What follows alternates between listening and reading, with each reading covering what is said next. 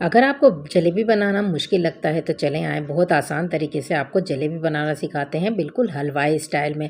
तो इसके लिए हम लेंगे मैदा, 1 पाव मैदे में हम 6 चम्मच दही डालेंगे और 1 चम्मच बेकिंग पाउडर डालेंगे और हमने 3 चम्मच ऑयल डालना है। इसका हम घोल बना लेंगे कलर डालकर। हमने फूड कलर डाला है ऑरेंज कलर का और इसको अच्छे से मिक्स कर लेंगे और इसका एक अच्छा सा घोल बना लेंगे। इस तरह से ये इसके बिल्कुल इस तरह से इसका कंसिस्टेंसी होनी चाहिए, बिल्कुल परफेक्ट। तो चलें अब हम चाशनी बना लेते हैं। चाशनी में हमने लिया है 1 कटोरी पानी, 1 कटोरी पानी में मैंने आधा कटोरी हमने ली है चीनी और हम इसमें डालेंगे इलायची। इलायची के साथ हमने इसमें लेमन डालना है, लेमन के साथ हम केसर भी डाल देंगे, तो इससे हमारी चाशनी मज़ेदार बन जाएगी।